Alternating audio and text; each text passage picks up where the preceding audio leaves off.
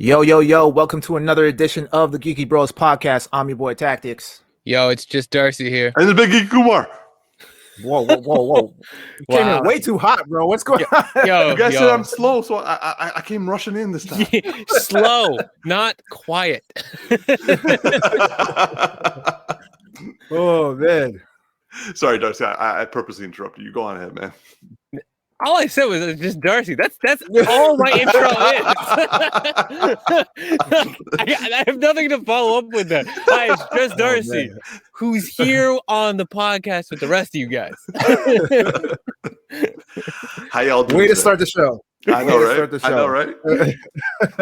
Yo, I'm good, man. I'm good. Happy to be here, as always. Likewise.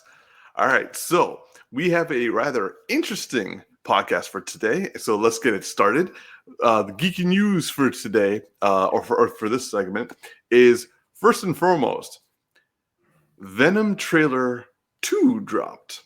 Now, our man Tactix dropped a video / podcast earlier today giving us his reactions.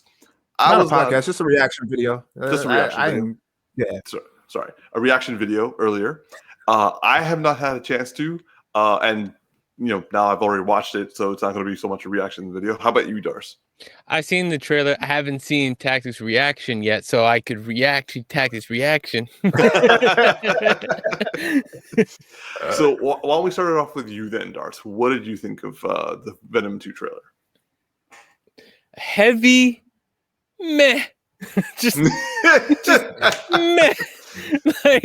Like yeah, it's like the best part of the entire trailer for me was like, we will not eat Mrs. Chen. What'd you say? That was the best part of the whole trailer. That was the ending, man. Because it was over. No,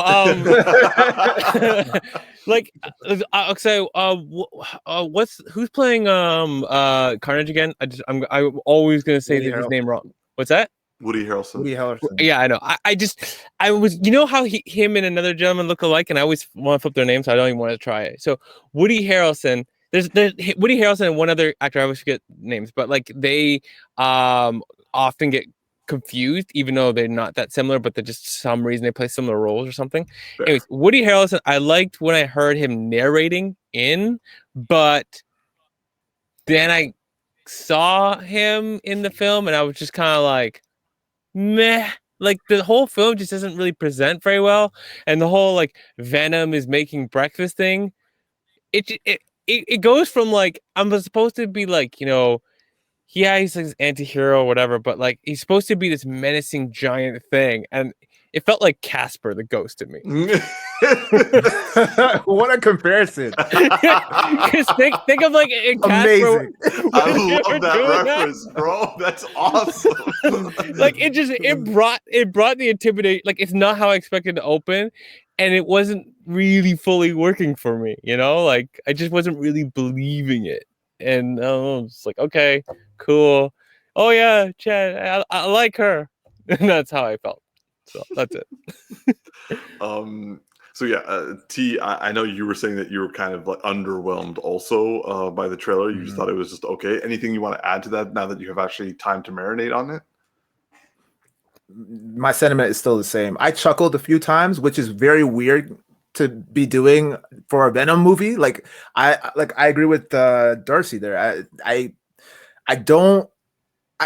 said it in the reaction video. I don't know much about Venom outside of the Spider-Man world. Like I know, like when he's paired up with Spider-Man in any capacity, he comes off as very like opposing and like menacing. But in this, he's like Darcy said, he's like Casper. It's like Venom, the friendly symbiote, right? Like I just don't, I just don't. I'm not vibing with it right now. And then the whole Carnage thing, I'm not threatened at all, really. And granted, this is only the trailer, so I mean, we don't really know what's happening or what storyline they're going to follow exactly. But for me, without Spider-Man, I just really don't care. I will see it, but like I said, I'm not going to risk my life in COVID times to go watch it in the movie theater. Yeah. I'm streaming this shit, like straight up. So. Yeah, that's my opinion. I ain't even paying to rent it. You know what I'm saying? No. I did watch your reaction video tactics, and honestly, like your reactions during the trailer, it's like you just sit. We're just sitting there watching you watch something, and you have no care. You may have smiled like once or twice, but I couldn't tell if you were actually thinking of something else and were of happier times and smiling at that. So no, I hear you. Like I'm with both of you on this one. So I have read a lot about Venom, but like you guys, it has been focused mostly on Spider-Man. But also in recent years, he's also taken his own comic book series, which has been interesting in some form or another. None of that history, none of that interest, nothing related to the cartoons that we watched is in this franchise. Which I'm like, the whole point, like if he was like a mildly interesting character that they decided to like what they did with Guardians of the Galaxy, I didn't know much about Groot. I knew of Groot, but that was about it. I love Groot now because Marvel decided to do shit with it. Mm-hmm. I already loved Venom.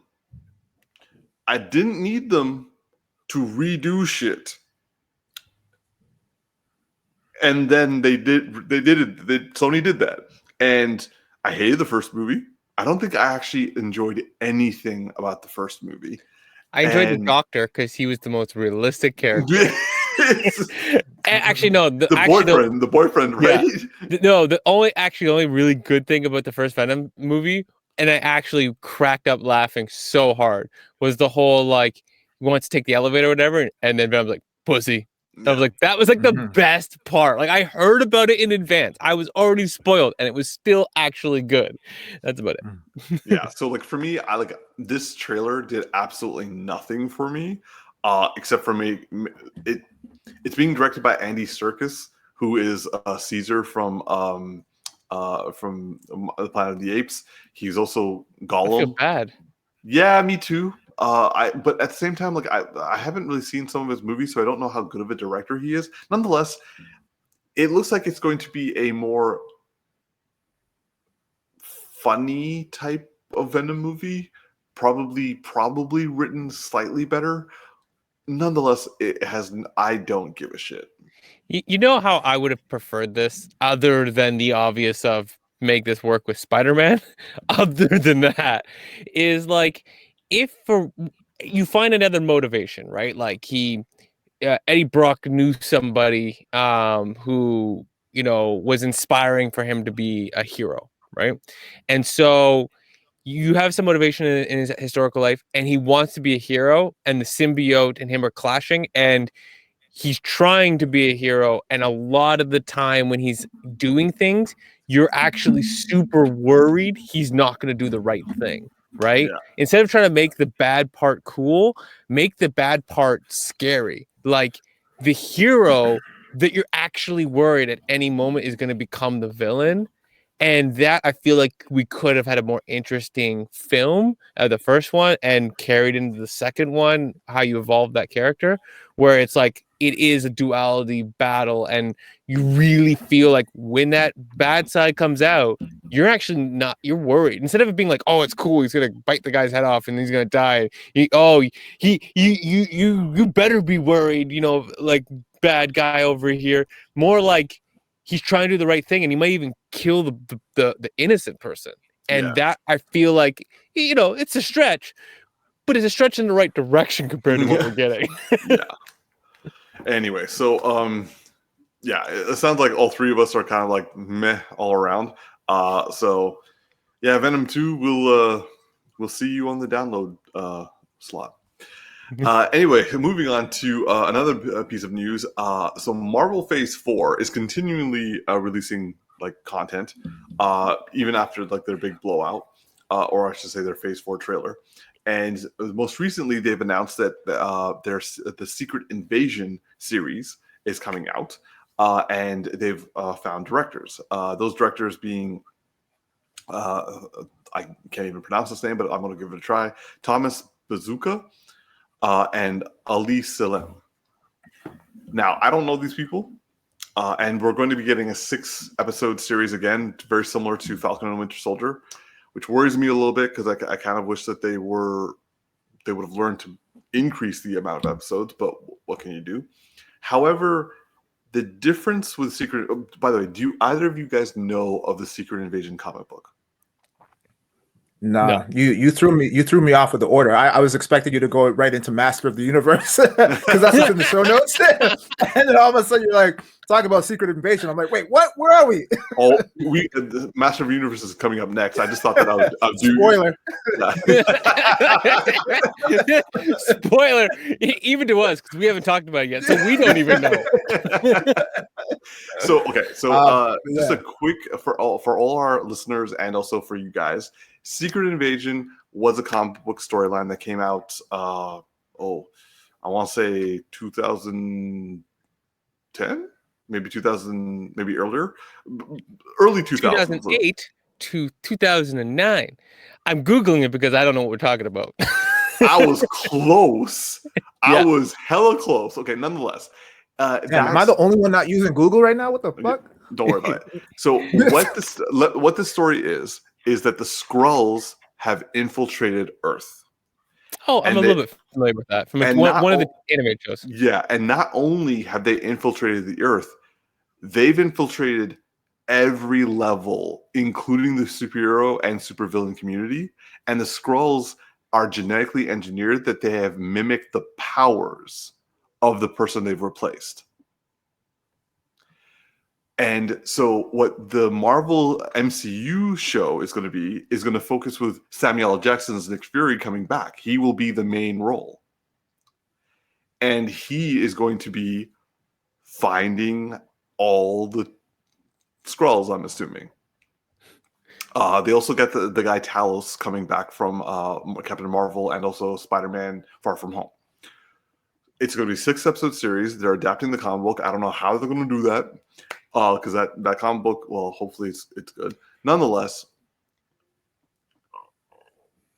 I am a little worried that they're going with unknowns to direct. But to be fair, all of the TV series have been unknowns.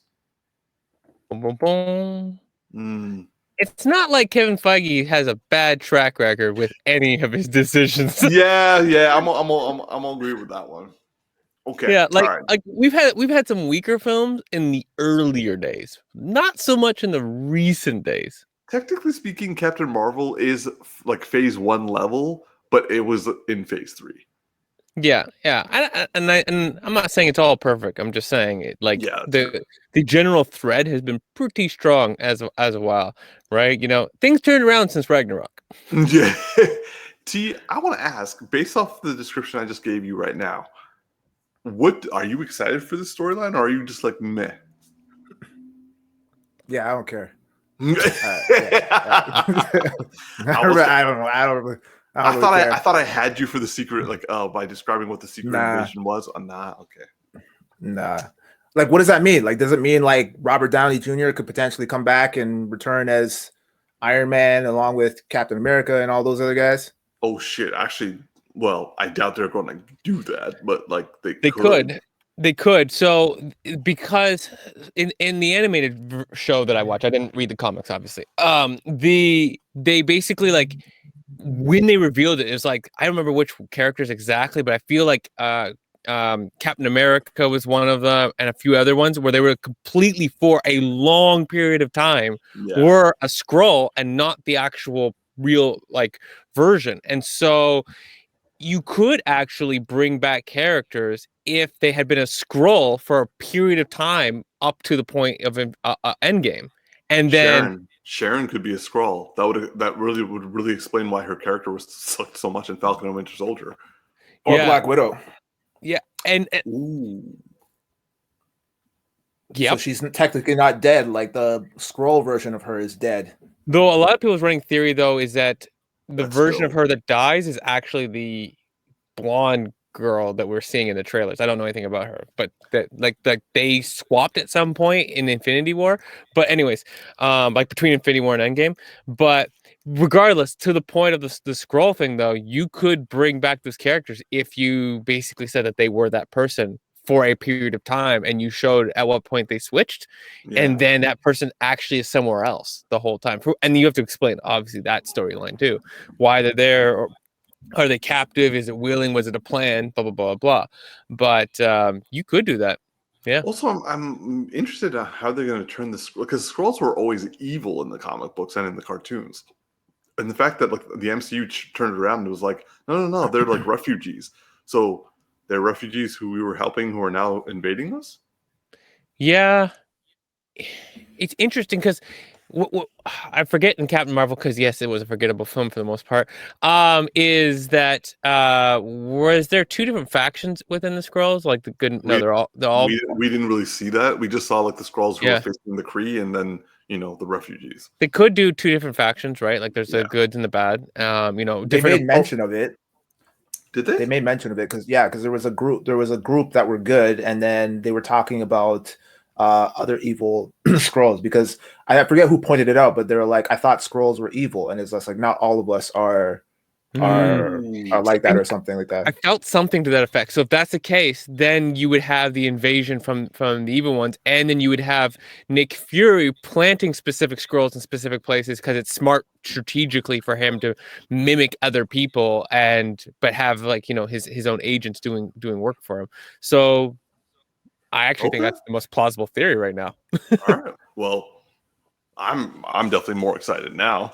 So okay, cool. And as Tactix mentioned earlier, we're transitioning to his topic of the new Masters of the Universe cartoon has been released. In terms not released. The information and pictures of it has been released. We know that it's going to air on July 23rd. It is a TV, I think it's a CG cartoon that is written, or at least like executive produced, by Kevin Smith, and a bunch of like a shit ton of photos got released this week. I think like 10 of them or so, and they look hella good. We know that the voice of Mark Hamill, aka the Joker, aka Luke Skywalker, is the voice of Skeletor, which we know that Sarah Michelle Gellar is going to be in it as well, along with Alicia Silverstone and Kevin Conroy. But I think he's going to be I can't remember who. I think he's Merman or something like that. Anyway, and also Game of Thrones Cersei is going to be in it, and I bet you she's going to be evil then. But I'm pretty hyped. I was already pretty hyped in like when I heard of the concept. Now seeing the pictures and like seeing all who are speaking in it, I am fucking hella dope ready for this. But what do you guys think? I don't really know this property very well. I know I've seen a little bit when I was really younger, but this is during the era where I moved a lot, and I think I only saw a little bit when I lived in a house with a satellite dish for a short period of time. But the cast sounds dope, and I know that I'm going to be bored enough that I'll definitely check it out. So, because we're definitely not overfilling with good content right now. So I'm excited on the basis that I know there's a cult following behind this. There's a long and strong love for this. And so that means that there's probably going to be good quality here. I'm excited to hear Kevin Smith's involved because, he cares deeply about these types of things. And, if you got that kind of cast, I mean, I'm hoping it'll be a really good time. Kind of like when Voltron came back for me. So, yeah. T, please God, T, tell me that you are a He-Man fan. I don't care. Oh, honestly, man. This is not for me, man. I was never really big into He-Man. I can't recall ever watching the old school show, so I'm not too enthused about this show coming. Sounds like a great cast. I'm sure it'll do well for people who are fans of the property, but like Darcy, I know nothing about He-Man other than his name is He-Man. Will you give it a try equal to how you gave Invincible a try? I mean, equal? Oh! I mean, I don't know. To be honest, like Invincible, like wasn't convincing to me in terms of the trailer, but I the know. only selling point, well, the selling point was that it involved superheroes. So I was like, that kind of hooked me a little bit, and I was like, okay, with this, I'm like, He-Man's a superhero. I don't. Is he though? He's it's like He's another the most version of powerful man in Hercules the to me. universe. He's like Tarzan wears a vest. Yeah, Looks it's like yeah, And a sword. He's got a sword and a Yeah. cat. I don't care for swords, And a really. really bad hairstyle. Yeah. Well, listeners, this is. Do He's- any of you care? I mean, his haircut looks improved in this new version. I mean, it looks clean. Like, I like It looks clean. I like the animation style. Like, I've been learning a lot recently about like the difference between CGI and the drawn, and why CGI is so valuable. And I like when they keep it like a drawn, like it's hand drawn, but it's CGI because they can pump that out a lot faster. So, but yeah. Oh God! Please let the trailer be good so I can show it to these people and they both will just love it. It's gonna be a hard sell for me. I'll tell you that right now. I am going to sell it. Like I will be the salesman for this as best I can. Yeah, I'm looking at the images right now, and I'm like, not impressed. Not impressed. Oh, yeah. okay. I feel like the review on this is going to be a master of one. Oh, okay. Well, on that note, we will move into our main story for today. So, a little bit of context. In 2015, my friend of mine was like, Umar, let's watch the top 3 most fucked up movies of 2014. And I was like, sure, why not? And right up at the top of the list was a movie called Predestination. I had no idea what this movie was about. I didn't watch the trailer. All I knew was that it had a ridiculously high rating on Rotten Tomatoes. And I heard that it not only was a mindfuck, but it had up to 12 twists. And me and my friends were like, you know what? We're going to go into this movie and we're going to call all of them. Now, I just lucked out that my cousin Nudgem was visiting. Love you, Nudge. And he was there and he was like, hey, I like fucked up stuff. Let's all watch it together. So all 4 of us got together and watched that movie. And at least each of us at least were able to call one or 2 twists. But that still does not mean that we were able to get all the twists, because like the final 20 minutes of the film, a shit ton of twists came hitting at us and we were not prepared. And nonetheless, I'm telling you all this because I begged Tactix to watch this movie. God, I can't remember what, it would have to be like 2016 or 2017. And something like that, yeah. Yeah, and my man was just like, well, what's this movie about? I'm like, just watch it. And I will let him carry on that story from there. Well, okay, so yeah, excuse me. I recall you telling me about this movie and how it was on the list of top 10 mindfuck movies. And for me, I like when I'm watching movies, I like to just turn my brain off. My prefrontal cortex is not active at all, right? So I'm just like, I'm watching mindlessly, like somewhat mindlessly, and just trying to have a good time and not overthink or have to think very hard about what I'm watching. This is why I don't like watching anime with subtitles, right? So I'm watching this movie, and I think you told me, like, don't even watch the trailer, just go in blind and just watch the movie. So I was like, okay, what am I getting myself into? So I'm watching this movie, and at the time I was with Karen at the time. So we were watching it together, and I'm, just, trying to turn my brain off or whatever. And I know it's like that. This ain't that movie. Like, you can't just turn your brain off or be this. I could barely eat because I was like, okay, wait, what's going on right now? And tried to call the twist and could not. Like, I'm not good when it comes to like picking out twists, right? So like, I'm just kind of like focusing on like the movie, trying to enjoy it. And then the first twist happens, and I'm like, what the heck is going on? And then it just keeps unraveling into this spiral of twist upon twist. It's like when, like, around Christmas time, when like you like a person gives you a giant like box as their gift, and then you open the box, and then it's another box, and then you open that box, and then it's another box, and then you get to the small box, and you're like, wait, what the hell? So that's how I felt with this movie, watching this, and like all the twists were unraveling. And during that time, I did not understand it at all. I had to read it after the movie was done, and I still didn't get it. Now, I mainly attribute this to the fact that I wasn't very well read. So pretty stupid when it came to like, movies outside of superhero realm, you know what I mean? And then I started getting more into spirituality and like philosophy.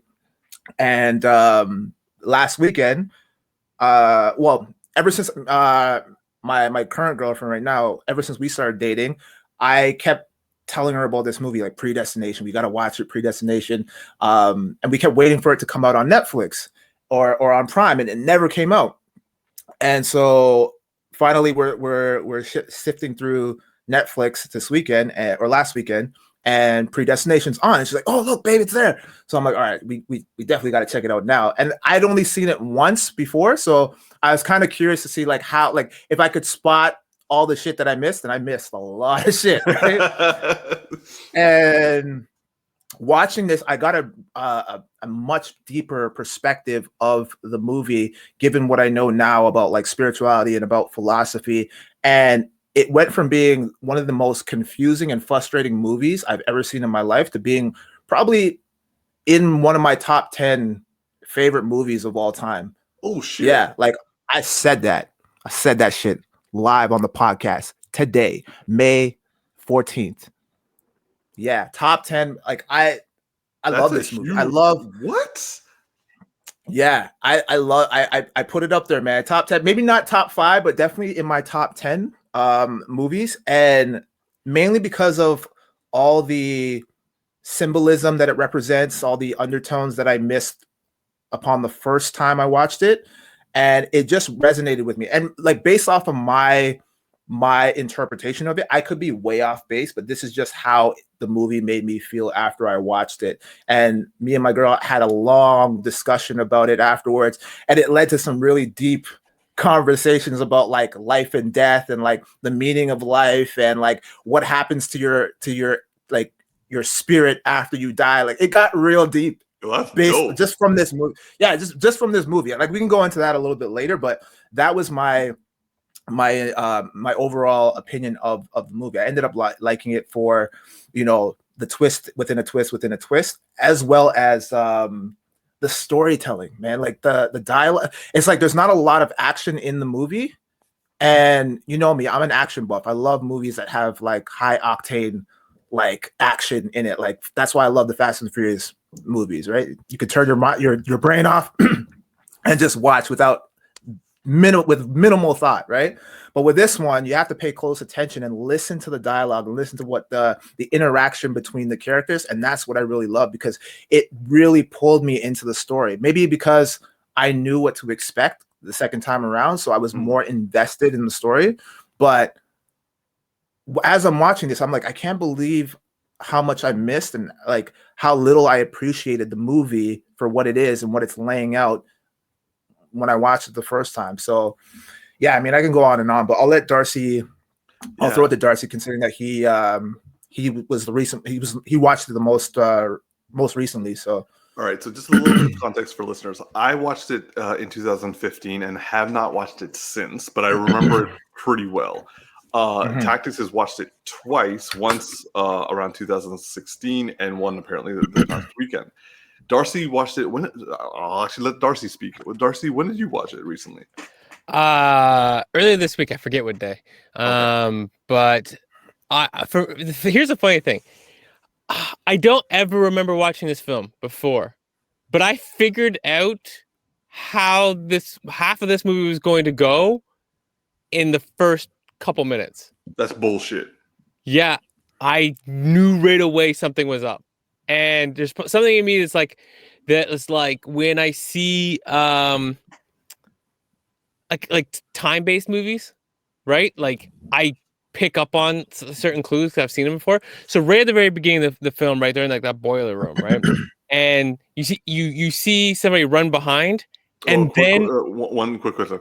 We're going to hella spoil Predestination, just an FYI. So, it came in 2014. Yeah, no one's watched it by now. They're probably never gonna watch it. no. Like, my point is, if you just found out about this movie and want to watch, we've set you up. Stop listening. Go watch the movie, and then come back and rewatch the rest of it. To be honest, Tactix hasn't said anything really deep about the meat of the story. He talked about what inspired him. Oh, I want to get deep though. But this is a movie that needs like deep conversation. What I mean though is you haven't said anything about the actual storyline. So for someone at this point to be like, "This sounds cool, but what's it about?" I need to lay this. I need to give him something. You know what I'm saying? So in the very beginning, there's like this boiler room, and there's a person trying to plant this like bomb or whatnot, and then I see somebody like running in the background, and then I heard like somebody come to take a shot at the guy, and I knew it was a second guy. And when he shot him, and there was something about that, and the way it opened just made me think like, is this a time-based movie, especially with the name Predestination? And then when he shot him, and he just walked up and like, or so he got shot, and then the other guy walked up and helped them. I was like, it's himself. It just immediately clicked for me. It's himself. At this point, and I hadn't figured out obviously the other character that is himself and the whole transition. I mean, we're gonna spoil. I hadn't figured out that it was like originally a girl. Like I definitely didn't have that down, but I knew where this movie was ending. That he was seeing himself and helping himself. And it was like that time paradox stuff. I knew that right away. And so from that point, everything was just kind of like, as stuff were playing, I was like, okay. Then I meet the girl, and he's like, well, and I immediately, when I just saw the visual, I'm like, okay, this is a transgendered individual, someone who's transitioned, right? And okay. And then it's like when I used to be a girl, and I was like, okay, there's something here about this. And then I just, as stuff was unfolding, but the theories kept building, I just knew what was coming before it came. For the most of it, I feel like the only thing that was like, and I kind of saw it just before, was like when I realized that the guy and like all the characters in this film is one person, right? I was like at the very end, I'm like, okay, I wasn't quite seeing all of that, but all that being said, the fact that I was still figuring things out before they got there, I was hella enjoying myself. It was a super engaging story. It wasn't like, oh, this sucks. It was such good dialogue, such good story that even if I felt like I knew what the answer was, I had to see it through. You were earning along the way. Yeah. Look, it was fun to find out that I was right. Instead of, sometimes movies where you're like, oh, I bet it's this, and you get there and you're like, yeah, of course it was. And then it's just like, you're just nothing left. Like it wasn't like, what's his freaking name who made Sixth Sense, where it's like, it's all about the twist, and then his twists suck most of the time. And then you're just like, yeah, okay, cool. Like there's like, if the twist doesn't surprise you, there's no meat left in the story. Whereas this one is like, you didn't like the Sixth Sense twist? No, I'm not saying Sixth Sense. I'm talking about all like his later movies. Everything after the Sixth Sense. Okay. I like Unbreakable. Yeah. And my lady really likes Glass, like the most recent one. Which that movie's trash. I'm sorry. I said I'm like I enjoyed parts of half of it. I enjoyed it up until the last battle, and the last battle was actually cool, and then it was anticlimactic, right? But that's what we were talking about last week in terms of endings. It's like you have like a movie that starts off really good, and then they don't quite stick the landing, and it just kills the entire movie. Yeah. It's like a one-night stand that at the last second you're like, oh, I gotta get out of here. Yeah. So Tactix, I'm interested. What were the things that were resonating with you this second time around? I like so there's a lot. There was the whole thing that they were talking about in regards to what came first, the chicken or the egg, and then they had that whole the rooster, and then it's like, okay, well then where did the rooster come from? And then it just basically plays on that question of like, what do you believe in? Do you believe in like evolution, or do you believe in God being the creator of the universe, right? Because regardless, like if you go back to like the rooster and then you dissect it into its like initial form, it's like, well, what created that? Like, you know what I mean? Like, and then it got us talking about, what was the other thing that we talked about? Shit, chicken or the egg, and then what happens to you once you die, and then predestination, the whole concept of like that's a biblical reference, meaning that your fate is basically predetermined, right? As like from the moment that you're born, like Right. if you believe in God, then God basically dictates and determines how your life is going to play out. So therefore, there is no such thing as free will. Regardless of what you do, your end result is always going to be the exact same. And it's just like, well, yeah, go on. It's interesting because, like, in Islamic religion, it's not so much that God has dictated what you will do. It's God is is all knowing. He knows what you're going to do. Interesting. He sees all, and he knows all the decisions you're going to make. Yeah. Which is crazy because then it's like, well, then do we really have free will? Like, is our life basically mapped out for us? Kind of like with the whole philosophy that they covered in the Matrix, where it's like the question of like, do you believe? What was the question that Morpheus asked? Like, do you believe in free will? Is that what he asked? Or no, fate. He's like, do you believe in fate? And then Neo was like, no, because I don't like the fact that I'm not in control of my own life. Yeah. And then he's just like, I know exactly what you mean. So what you mean.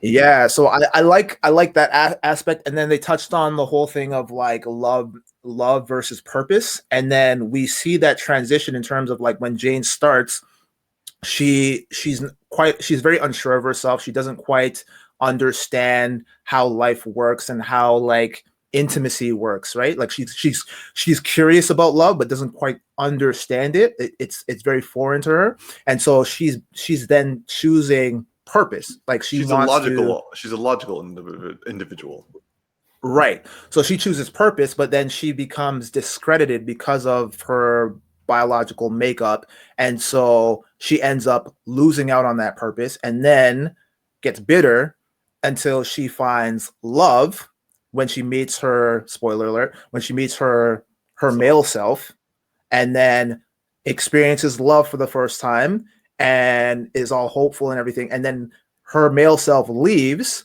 and then she gets bitter again, and then goes to meet the barkeep, and then she's all like, yeah, fuck love. And then he's like, well, what if I can give you a purpose? So she's introduced to purpose again.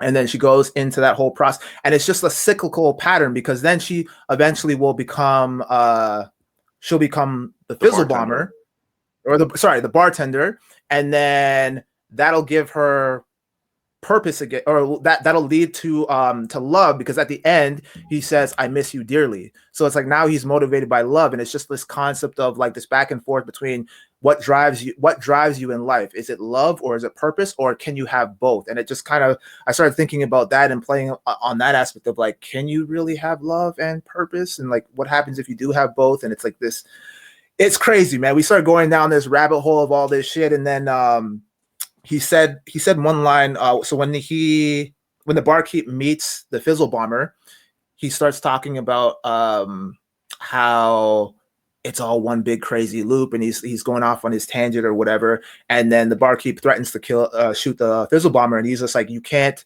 He's like, you see, you can't kill me, because if you kill me, you become me. So ultimately, you're gonna have to learn to love me. And this had me thinking back to a book that I read called the Buddha's Brain, where they talk about this story of this elder and Native American who's talking to his grandson, and he's telling him the story of the two wolves. So there's the good wolf and then there's the bad wolf. I believe I told you this story a long time ago, Umar. So yeah, basically the story of the two wolves is that there's two wolves that are embedded in us, and they're both fighting for our attention, or fighting for control over our lives, right? So you have the wolf of hate and you have the wolf of love. And so the grandson, he stops and he thinks for a moment, and he's just like, okay, well, which wolf wins? And then the elder native responds, the one that you feed, right? And so the book goes on to say that, so like when you hear that story, you think, oh, okay, so I'll just starve the bad wolf and feed the good wolf, and then I'll have this nice harmonious life, right? But the Buddha's brain goes on to say that the objective or the objective isn't to kill the bad wolf, because if you kill the bad wolf, you go against what the wolf of love represents. It represents compassion, empathy, right? So it's not about killing the wolf, it's about acknowledging that the wolf exists, and you tame the bad wolf, but you feed the wolf of love. And so when it came to that scene where the barkeep is battling with whether or not he should shoot him, it's like, and then he says that line like, you know if you kill me, then you become me, right? So you have to learn to love me, kind of like you have to learn to love the bad side of you, or the bad wolf. And he chooses not to do that and ends up killing him anyway. And then he gets thinking that he's like doing it for the sake of love, but then he gets consumed by killing the Fizzle Bomber, and then ultimately it becomes a vicious cycle where he then becomes the person that he's been set out to kill. So hopefully I didn't confuse anybody listening or watching. I'm with you. Yeah. You know what's interesting about the wolf analogy is, I thought you were gonna say, and this still may be semi-true in there, but like if you had two wolves and you only fed one, the other wolf would get so hungry it would kill the other one. And so if you only fed the good wolf and you didn't feel the wolf of hate, right? Then the wolf of hate would end up consuming the wolf of love. Well, I think it's meant to imply that you need to keep the wolf of hate in check, because it's kind of like yin and yang. One cannot exist without the other, right? So there are like the yin yang symbol where it's like black and white, but there's elements of both colors that reside on either side. So it means that there's a little bit of like bad in all of us, right? So I think it's meant to imply that. Well, just to kind of give you a personal example, like I used to like literally hate my old self, the person that I used to be in my older relationships, and like, how I was brought up in like my shitty household and all that kind of stuff, right? And there were times back in my past where I used to like think like I wish I never had any of those experiences, because then maybe I would have grown up a little bit different. But then, after reading the book and like sitting with it and reflecting on it a little bit more, I'm like, okay, well, it's through those negative experiences that I had to endure that shaped me into the person that I am right now. And I'm actually happy with who I became. But I wouldn't have become the person that I am right now if I didn't have those experiences. So I need to acknowledge and appreciate the negative shit that I went through in order to, flourish and come into my own as this new being, if that makes sense. So it's about gratitude for both sides. I would say that now this was a long time ago, but when we watched it, when we got into a very deep conversation after it as well.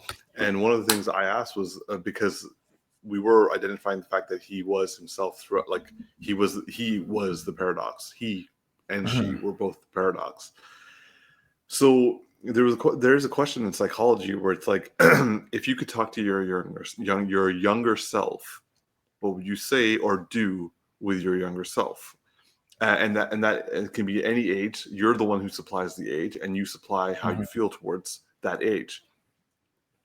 But this film kind of did that, as well as what if you met your future self and have them, but you are the one who's being judged by them, but also you're choosing on whether you want to become them. And also your younger self, yourself, and your older self are all just kind of looking at each other and all having to decide whether you want to become or keep what you were or are. Yeah, that's really interesting. And like, to that question, that psychology question, if you had a chance to go back, like the question is, would you? Because there's a risk that you might alter the future, and it might be good or it might be bad, and you're taking a gamble in doing that, right?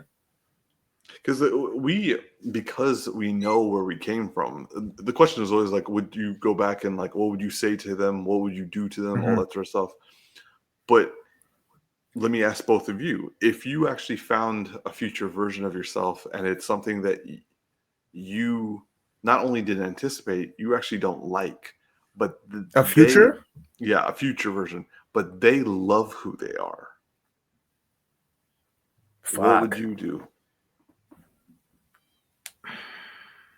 And I had the chance to alter that reality based off like jump in a time machine. You're saying, No. So like, let's say they came and looked at you. oh, okay, right. And you see what they are.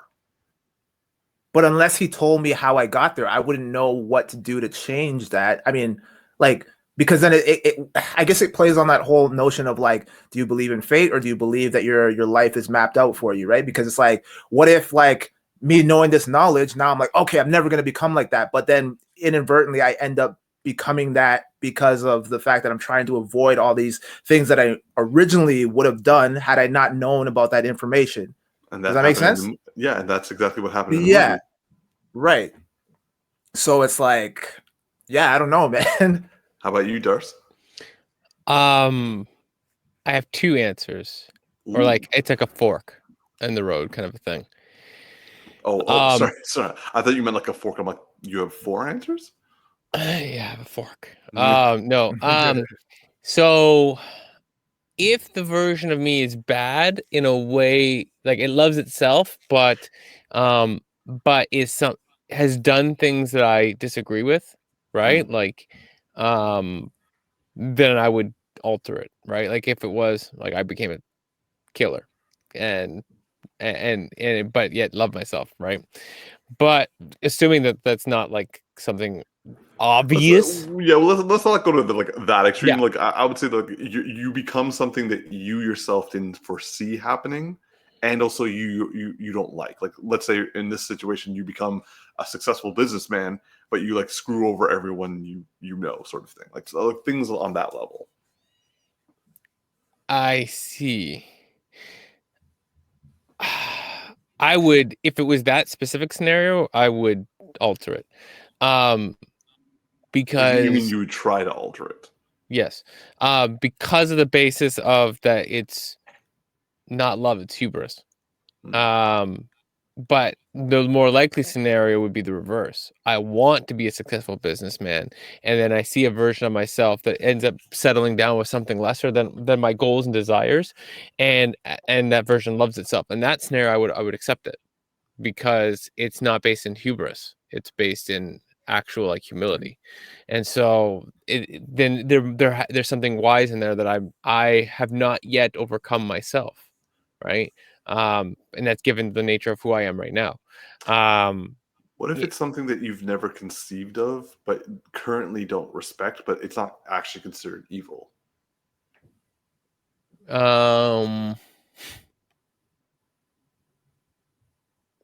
Interesting. Yeah. I'm trying to think of like an extreme example. This shit got deep, yo. This shit got so deep. Like, wait, Umar, you didn't answer. Sorry, I didn't mean to jump the gun, Darcy. You're still reflecting. I could see the gears turning in your head. Yeah, I had something. I just was trying to think of how to phrase it. I was trying not to be insensitive in my phrasing. Bro, like, honestly, well, no, not insensitive to you guys, to a community of people. Let's say I was going to change, like, let's say the scenario was I changed something very dramatic in my lifestyle, right? I'm just going to say that word as a general statement, right? And it's very dramatic shifting, right? Changes people that I love and people that are in my life. That would be a scenario that I would wrestle with very difficult, because it's not something I've seen for myself currently, and a version of me that had seen that and changed, I feel like I would have a very deep conversation. Like I would be very wanting to know about the journey. I like, as much as just like, because I think the question is kind of asked in the premise of like an off the cuff, you have 2 seconds to make a decision. Like generally these kind of questions are, but if it's that kind of thing, you have to make a snap judgment decision. Like, yeah, that you'd be very difficult. But if you're given the opportunity to have a conversation, then I think that your answer is very dependent on talking to a version of yourself and seeing what that version of yourself enlightens you with, and seeing if you still agree or disagree with it.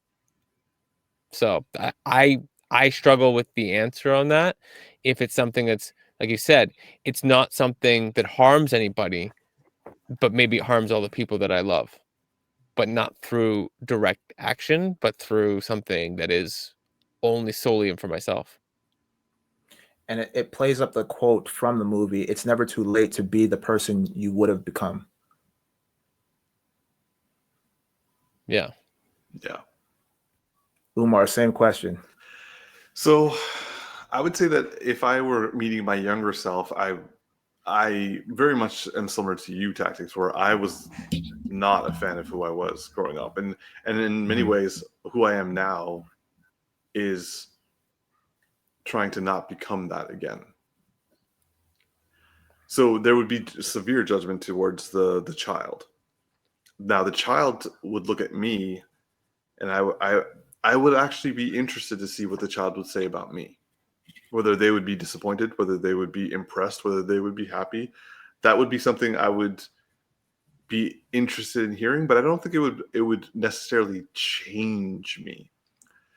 In terms of meeting my future self and having a conversation with them, I would want to see what they think of me, and I would probably take that personally versus the child judgment of me. But seeing that I become something that I never had conceived of and something I don't currently respect, or something that I don't want to become, but it's not inherently a vicious evil or even a bad thing. It's just a different thing that I just don't want to be. I feel my not being a somewhat of a religious individual in Islam, I would have to believe that this is what this is what I should do, or I say what I should do is to accept what I am and continue to be myself and handle my life the way I am going to handle my life, as if I didn't know that information, and then end up there anyway. Or I think realistically, I would probably try to do but will constantly be thinking of the future version and be second guessing myself internally, but ultimately choose something that I want to do. Anyway, that I think that's my answer. So I had a question. It's kind of a two-parter. So the first one is, do you guys excuse me, do you guys believe in fate? And the second question to that is, do you guys, and for the both of you, do you guys have a general idea of who you're trying to become, or are you just allowing life to kind of take you in whatever direction that is set out for you? I'll if you don't mind, I'll go first. I would say that Go for it. For me, I believe there's a reason why things happen, and I believe that God or Alamia has a plan, or I would say knows how things are going to go, and has a part for me that which he believes that I will follow through on. So in that regard, I am willing to see how things go and see how the plan unfolds for me and whether that plan reverberates outwards. Dope. Darcy? For myself, loosely the same answer as Neo, but I say loosely. So I don't believe in that everything is fated and there's a specific answer and you have no choice. I don't like that concept, and part of that has to do with my own personal issues with growing up with people who I'm trying to walk a safe line here, but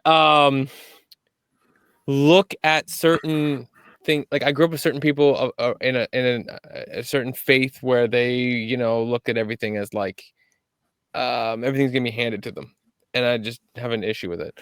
I don't believe in fate, but I do believe that the universe gives you what you put out, and that things will always work themselves out given what you put into the universe for that to come back to you, right? Like I don't believe in fate, but I have faith that doing like I've had consistency where I've had many situations in my life where I didn't have to say the money to pay for school when I was going through college. And I went to college for like 7 years, and I had like I'm not kidding you, like 48 hours to make up like $2,000 to pay for school, or I would have got kicked out of school.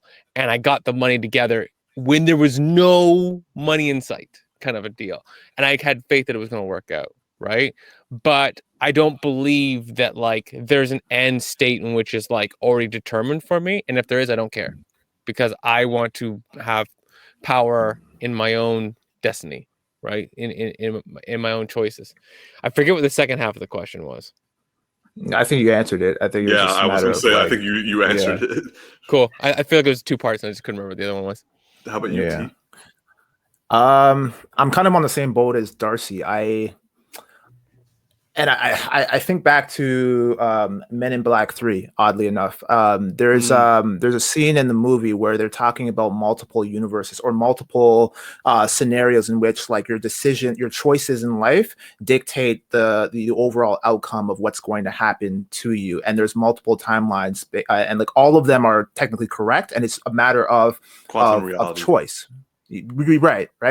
And there was a guy that I was watching, and he said a statement where it was something to the effect of life is it was something of like what was it again? Sorry. Life is the B, or life is the C between B and D. And the B represents your birth, and then D represents the death, and the C represents your choice. So it's a matter of the decisions that you make. And this is kind of why I'm a firm believer in like the law of attraction, because basically what it suggests is that like attracts like. And when you are in a state of love, like where you're vibrating at love, which is like the highest frequency that there is, one of the analogies is that God is love. God made us in his own image. And when we vibrate at the same level as God, not to suggest that we are God, but we're using that same kind of energy, that same kind of frequency to basically attract things into our life. And this is part of the governing factor that dictates our life in general. And I think that there are different parallels that we can all follow in our life, right? So you can go down one path or another path, and whether you're vibrating at love or you're vibrating out of fear and hate and anger, it'll lead you in whichever direction you're most congruent with, right? And so I think it's all a matter of learning to tap into that love frequency, whether you're doing it through your religious practice or your spiritual beliefs. And this is why, we have the 10 Commandments or like other spiritual practices within different religions that are trying to basically get everybody to follow that loving path. And some people stray away and they go down the fear path. And I think that's kind of like where I fall into in terms of like what I believe, right? I believe that we all need to be vibrating at a certain frequency in order to ultimately cultivate the life that we want, that's going to lead us to a higher state of being, if that makes sense. So it does. So that's just kind of what I follow, what I believe. Oh, damn. Shit. Geeky Bros got deep. He's got deep. Yeah. Well, deep. All right, I think that. So that's it, eh? We're wrapping that up. We right at time. Oh shit! Okay. All right. Well, this has been another edition of the Geeky Bros podcast. We got a little bit deep today. Hopefully, it wasn't too serious for y'all. But yeah, I'm your boy Tactix. Yo, it's just Darcy here. This is Big Geek Umar. Live long and prosper, y'all. Like and subscribe, and also comment.